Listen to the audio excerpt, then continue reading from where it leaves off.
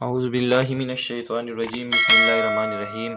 अस्सलामुअलैकुम। उम्मीद करता हूँ आप सब लोग खैरियत से होंगे।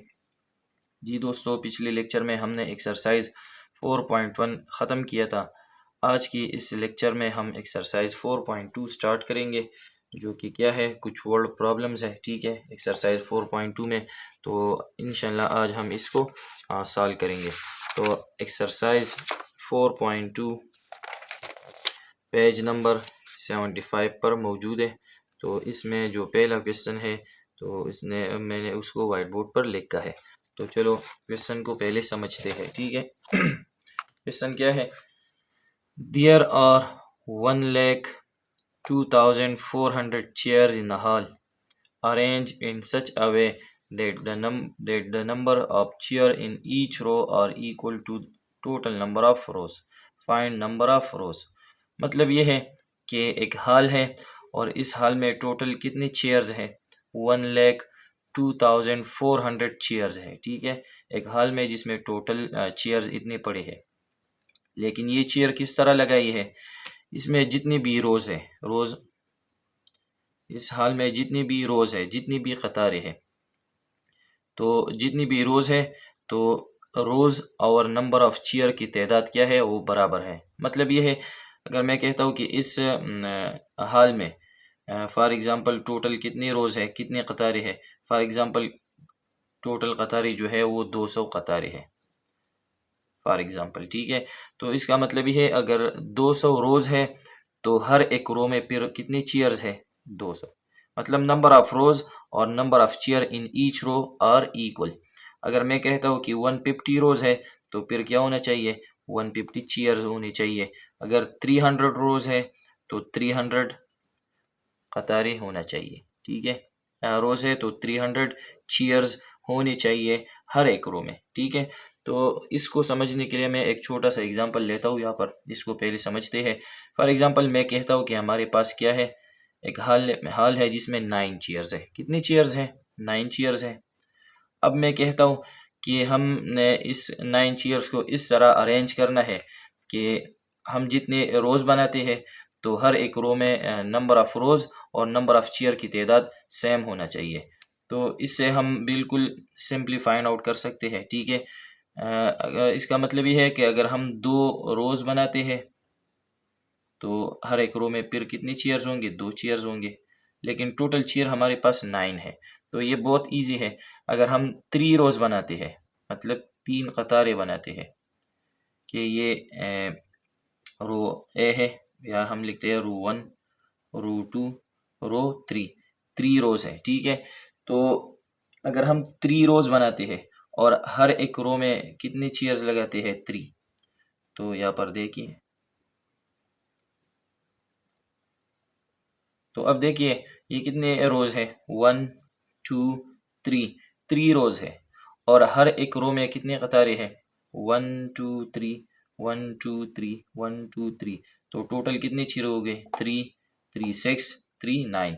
तो अगर हम इसको इस तरह देखते हैं, first row, second row, third row, 3 कतारें हैं और हर एक रो में 3 चेयर है। 1, 2, 3, 1, 2, 3, 1, 2, 3। तो इसको हमने इस तरह अरेंज किया कि number of rows and number of chair in each row are equal. तो दरअसल में हमने इसको किस तरह फाइंड आउट किया? तो ये बहुत इजी है। ये जो हमारे पास जो नंबर है 9, तो इसका हम सिंपल क्या करेंगे, अगर हमारे पास कुछ इस तरह क्वेश्चन आ जाए कि नंबर ऑफ़ रोज़ जो है वो नंबर ऑफ़ चेयर और नंबर ऑफ़ रोज़ की जो तादाद है वो सेम होना चाहिए। तो इस तरह क्वेश्चन के इसमें इस तरह क्वेश्चन आ जाए कि ये जो है ये इक्वल होना चाहिए। तो इसमें हम क्या करते हैं, उस नंबर का हम स्क्वायर रूट फाइंड आउट करते हैं। तो 9 स्क्वायर रूट दरअसल क्या होता है? 3। तो 3 का मतलब ये हुआ कि नंबर ऑफ रोज भी 3 होनी चाहिए और number of chair in each row भी कितना होना चाहिए? 3। तो ये क्वेश्चन बिल्कुल इसी तरह है। तो सबसे पहले हम क्या करेंगे, ये जो नंबर टोटल नंबर है, टोटल नंबर ऑफ चेयर्स है, इसको लिखेंगे और फिर बाद में इसका हम क्या लेंगे? स्क्वायर रूट लेंगे। तो इससे हमारा आंसर आ रही है। ठीक है, तो चलो इसको अब सॉल्व करते हैं। तो मैं इस तरह लिख देता हूँ कि नंबर ऑफ चेयर्स वो कितने हैं? वो है 1,02,400। 2400, ठीक है। अब मैं लिखूँगा एज, यहाँ पर मैं ये लिखूँगा कि as number of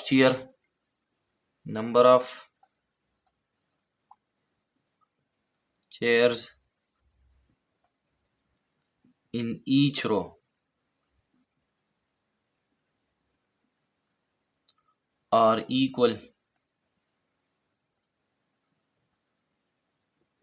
equal to the total number of rows।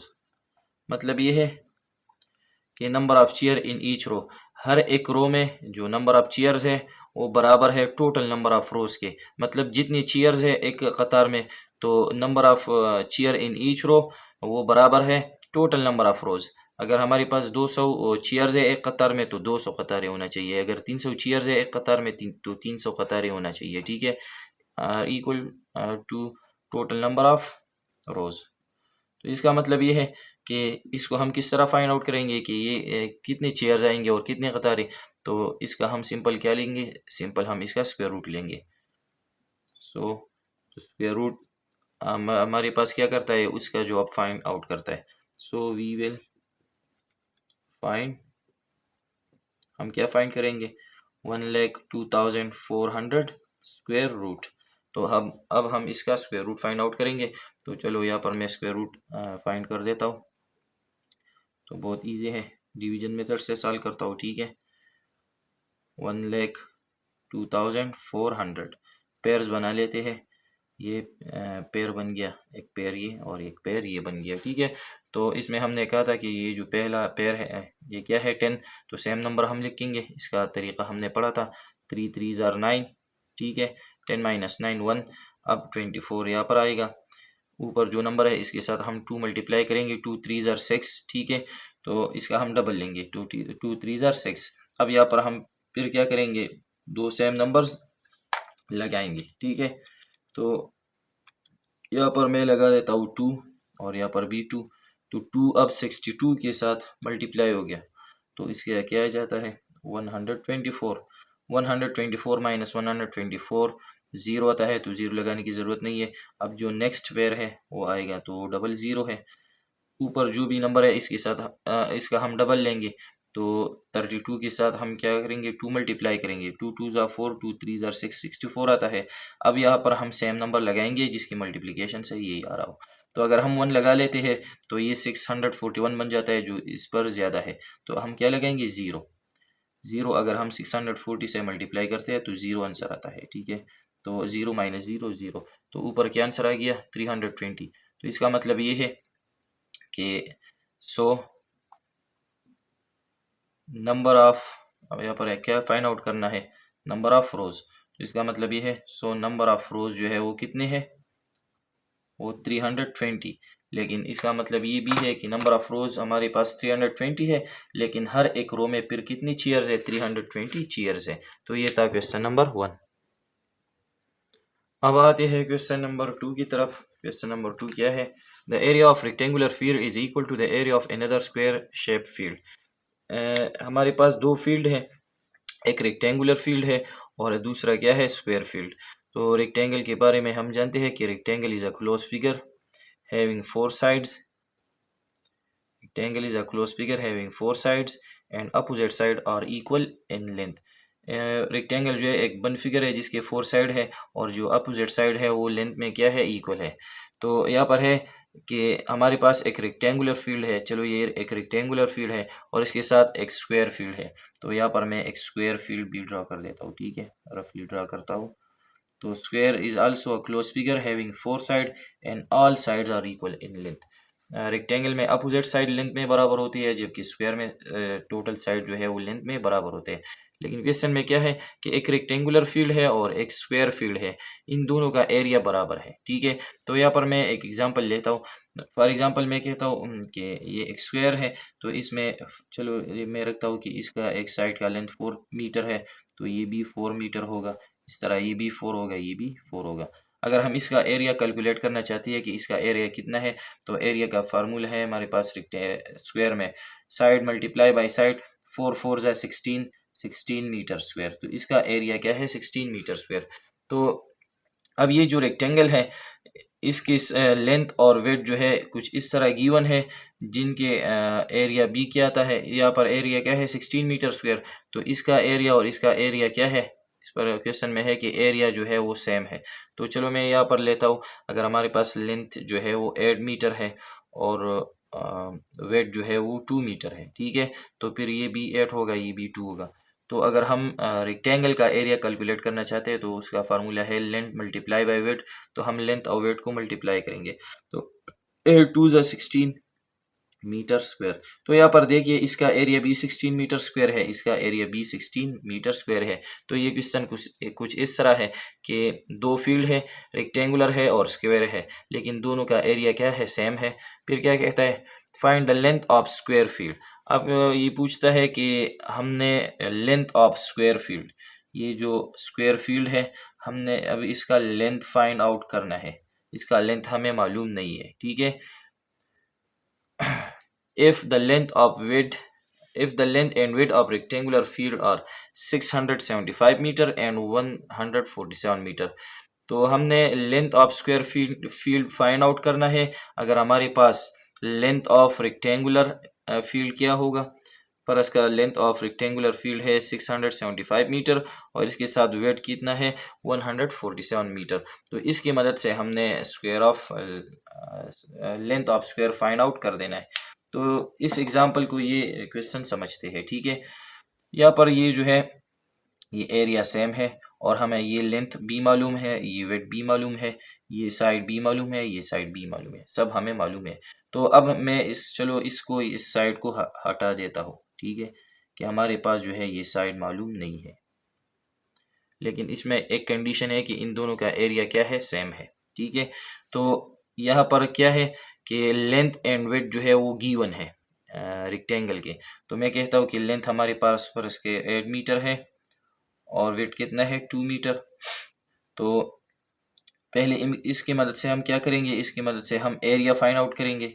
तो एरिया बराबर होता है length multiply by weight, 8 multiply by 2, 8 2 ज़ा 16 मीटर स्क्वायर एरिया गया।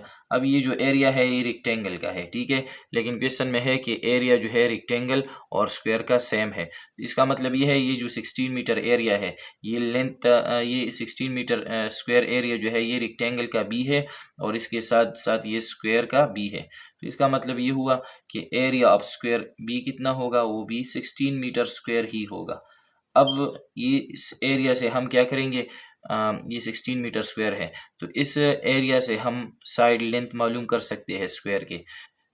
स्क्वायर में सारी साइड जो है वो इक्वल होते हैं। तो अगर हम 16 का स्क्वायर रूट लेते हैं तो 16 स्क्वायर रूट बराबर होता है 4 4 ज़ा 16, तो इसका आंसर 4 आता है। तो ये दरअसल 4 क्या है? लेंथ ऑफ वन साइड है, ठीक है। तो इससे हम क्या करेंगे? इसका जो है वो अब लेंथ ऑफ साइड मालूम करेंगे। तो स्क्वायर से हम लेंथ ऑफ वन साइड इस तरह कैलकुलेट सकते हैं कि लेंथ ऑफ साइड जो है लेंथ ऑफ साइड हमेशा बराबर होता है स्क्वायर में एरिया स्क्वायर रूट। अगर हम एरिया का स्क्वायर रूट लेते हैं तो हमें क्या रिप्रेजेंट करता है? फिर साइड लेंथ रिप्रेजेंट करता है, ठीक है। तो चलो इसको स्टार्ट करते हैं।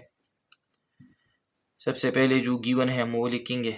तो लेंथ ऑफ हम ये लिखेंगे, ठीक है, length of rectangular field, rectangular field वो कितना है? इसका लेंथ वो है 675 मीटर। इसके साथ साथ विड्थ ऑफ रेक्टेंगुलर फील्ड वो कितना है? 147 मीटर है। और हमने क्या फाइंड आउट करना है? Length of square field, length of square field हमने फाइंड आउट कर देना है, ठीक है। तो सबसे पहले हम इनकी मदद से एरिया कैलकुलेट करेंगे, तो क्योंकि यहाँ पर ये दिया गया है कि एरिया सेम है। तो एरिया से हम फिर क्या करेंगे? स्क्वायर की एरिया से हम length of square field find out करेंगे, ठीक है। तो now area of rectangular field कि एरिया हम कैलकुलेट करेंगे क्योंकि हमारे पास लेंथ और वेट दोनों गिवन है। रेक्टेंगुलर फील्ड, तो एरिया बराबर होता है लेंथ मल्टीप्लाई बाय वेट। जब हम लेंथ और वेट को मल्टीप्लाई करते हैं तो ये हमें क्या दिखाता है, एरिया। तो लेंथ कितना है 675 मीटर मल्टीप्लाई बाय 147 मीटर। अब हम 675 को मल्टीप्लाई करेंगे किससे, 147 से, तो इससे आंसर आता है 99,225 मीटर और मीटर स्क्वायर। तो ये एरिया ऑफ रेक्टेंगुलर फील्ड हमारे साथ आ गया, ठीक है। अब ये जो एरिया है ये रेक्टेंगुलर फील्ड का भी होगा और स्क्वायर का भी होगा, क्योंकि ये दोनों क्या है, एरियाज जो है वो सेम है। तो हम लिखेंगे यहाँ पर as area of rectangular field and दूसरा क्या है, square field, square shape field या स्क्वायर फील्ड और इक्वल, वो क्या है, वो इक्वल है। तो इसका मतलब ये हुआ, सो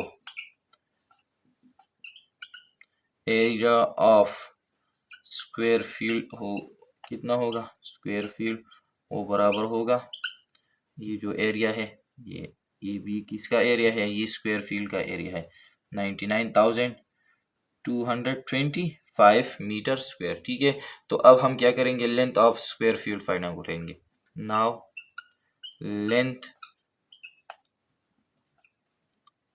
लेंथ ऑफ साइड या लेंथ ऑफ स्क्वायर फील्ड जो है, वन साइड का लेंथ हम किस तरह कैलकुलेट कर सकते हैं, स्क्वायर से। तो हमने पढ़ा था कि हम क्या करेंगे, हम एरिया का स्क्वायर रूट लेंगे, ठीक है। तो बराबर होता है एरिया स्क्वायर रूट। तो यहाँ पर 99,225 मीटर स्क्वायर रूट। अब हम क्या करेंगे, इसका स्क्वायर रूट फाइंड आउट करेंगे। और यहाँ पर ये जो स्क्वायर रूट है ये इस नंबर के लिए भी है 99,225 और इस पर हम अलग करेंगे, ठीक है, इसके लिए अलग और मीटर स्क्वायर के लिए अलग करेंगे। तो यहाँ पर क्या हो जाएगा, ये दोनों कैंसिल हो जाएंगे। तो इसका मतलब ये है कि यहाँ पर सिर्फ क्या बनेगा, सिर्फ मीटर ही बनेगा, ठीक है। अब हम इसका जो है स्क्वायर रूट फाइंड आउट करेंगे, जिसकी मदद से length of one side find out ही होगा। तो चलो मैं इसको साफ कर देता हूँ यहाँ से और यहाँ पर फाइंड कर देता हूँ, ठीक है। तो यहाँ पर हम स्क्वायर रूट फाइंड आउट करेंगे 99,225 डिवीजन मेथड से। तो हम पेयर बनाएंगे, ये पेयर बन गया, ये बन गया, और ये यहाँ पर पहला डिजिट क्या है, ये पेयर में नहीं है, अकेला है। तो 3 3 9 आता है, ठीक है। सेम नंबर्स हम लगाएंगे, 9 - 9 0 लगाने की ज़रूरत नहीं है। नेक्स्ट पेयर हम नीचे लाएंगे जो कि क्या है 92, ठीक है। अब हम इसका डबल लेंगे, 2 3 6। हम यहाँ पर सेम नंबर लगाएंगे, अगर 2 लगाते हैं तो फिर ज़्यादा आता है तो हम 1 लगाएंगे। तो 1 × 61 आता है, ठीक है। 2 - 1 1, 9 - 6 3 आता है। नेक्स्ट डिजिट 25 है। तो अब हम इसका डबल लेंगे, तो 31 × 2, 2 1 2, 2 3 6, तो 62। अब हम यहाँ पर सेम नंबर लगाएंगे, ठीक है। तो अगर हम यहाँ पर 5 लगाते हैं तो ये क्या बनता है 625 और ऊपर 5, तो 5 हम 625 के साथ मल्टीप्लाई करेंगे और फिर देखेंगे क्या जवाब आता है। तो हमारे पास आंसर आता है 3125। तो अगर हम इससे माइनस करेंगे तो इसका रिमाइंडर 0। तो ये जो ऊपर आंसर आ गया, ये जो ऊपर क्वेश्चन, तो ये क्या है, लेंथ ऑफ वन साइड। तो इसका मतलब ये है कि लेंथ ऑफ साइड जो है वो बराबर हो गया 315 और यूनिट क्या लगेगा, मीटर। तो ये था क्वेश्चन नंबर 2। इसके बाद है क्वेश्चन नंबर 3। तो इसको सॉल्व करते हैं। क्वेश्चन नंबर 3 क्या है, find length of square shape मस्जिद if it's area is 7,22,500 square metre. एक मस्जिद है जिसका एरिया कितना है स्क्वायर शेप मस्जिद है, स्क्वायर की शक्ल में है, जिसका एरिया है 7,22,500। तो हमने क्या फाइंड आउट करना है, लेंथ ऑफ साइड। तो बहुत इजी है, हम इसका क्या लेंगे, एरिया का हम स्क्वायर रूट लेंगे। जब स्क्वायर के एरिया से हम लेंथ फाइंड आउट करते हैं तो हम क्या लेंगे, एरिया का हमेशा हम स्क्वायर रूट लेंगे। तो इससे लेंथ ऑफ साइड जो है वो फाइंड आउट होगा। तो बहुत ईजी है। तो हम क्या लिखेंगे, जो गिवन है वो लिखेंगे, एरिया ऑफ स्क्वायर शेप्ड मस्जिद, स्क्वायर शेप्ड मस्जिद। तो एरिया कितना है वही लिखेंगे, तो वह है 7,22,500 मीटर स्क्वायर। ठीक है, स्क्वायर मीटर, मीटर स्क्वायर एक बात है। ठीक है, हमने क्या फाइंड आउट करना है, लेंथ ऑफ स्क्वायर शेप मस्जिद, या हम लिखेंगे लेंथ ऑफ वन साइड। एक साइड का हमने लेंथ फाइंड आउट करना है। तो अगर एक साइड का लेंथ हम फाइंड आउट करेंगे तो वो सब साइड का लेंथ फिर अगर एक साइड का लेंथ जितना भी है तो ईच साइड का वही लेंथ होगा, क्योंकि स्क्वायर में ईच साइड लेंथ क्या होती है, वो बराबर होती है। ठीक है, तो now length of one side जो है स्क्वायर में वो बराबर होता है एरिया स्क्वायर रूट। तो अब हम इसका स्क्वायर रूट लेंगे, 7,22,500 मीटर स्क्वायर, स्क्वायर रूट। तो यहाँ पर ये स्क्वायर रूट इनके लिए अगर अलग हो जाएगा, इनके लिए अलग, तो ये क्या बन जाएगा, इस पर अलग लगेगा 7,22,500। और जब इस पर अलग हो जाएगा तो मीटर स्क्वायर से स्क्वायर और स्क्वायर रूट क्या होंगे, जाएंगे कैंसिल। तो ये क्या है, लेंथ ऑफ वन साइड जो है, लेंथ ऑफ वन साइड। ठीक है, तो हमने इसका स्क्वायर रूट फाइंड आउट करना है, तो वो लेंथ ऑफ वन साइड। तो मैं यहाँ पर सॉल्व कर देता हूँ इसके साथ, 7,22,500। ठीक है, तो डिवीजन मेथड से सॉल्व करेंगे, डिवीजन मेथड थोड़ा इजी रहता है। ठीक है, तो यहाँ पर हम पेयर्स बनाएंगे। तो यहाँ पर पहला पेयर क्या है, 72। तो हमने सेम डिजिट लगानी है। ठीक है, तो 8 8 ज़ा 64 आता है, और 9 9 ज़ा 81, तो 9 9 ज़ा 81 ज़्यादा है, 8 8 ज़ा 64 हम लगाएंगे। ठीक है, अब हम क्या करेंगे, 72 से माइनस करेंगे क्या, 64। तो क्या आता है, 8। नेक्स्ट पेयर हम नीचे लेंगे जो कि क्या है, 25 है। ऊपर जो भी नंबर है इसको हम डबल करेंगे, मतलब इसके साथ 2 मल्टीप्लाई करेंगे, 8 2 ज़ा 16। अब यहाँ पर हम सेम डिजिट लगाएंगे। तो अगर मैं यहाँ पर 5 लगा देता हूँ तो यहाँ पर भी 5। तो अब इस 5 को हम 165 के साथ मल्टीप्लाई करेंगे। ठीक है, तो इससे क्या आता है, 825। 5 मल्टीप्लाई बाई 165, तो क्या आता है, 825। तो इससे माइनस 825 माइनस 825, जीरो लगाने की ज़रूरत नहीं है। नेक्स्ट पेयर नीचे लाएंगे, ऊपर जो नंबर है इसके साथ हम 2 मल्टीप्लाई करेंगे, तो 85 मल्टीप्लाई बाई 2 170 आता है। ठीक है, तो ये ज़ीरोज़ हैं, तो यहाँ पर हम इसके साथ फिर क्या मल्टीप्लाई करेंगे, ज़ीरो। तो 0 मल्टीप्लाई बाई 1700, तो क्या आता है, 0। 0 माइनस 0 0, मतलब ख़त्म हो गया। इसका मतलब ये हुआ कि लेंथ ऑफ वन साइड क्या है, 850 मीटर। तो ये है इसका आंसर। ठीक है, उम्मीद करता हूँ ये आप लोगों को समझ आ गई होगी। अगर फिर भी कोई मसला हो तो आप पूछ सकते हैं। थैंक्स।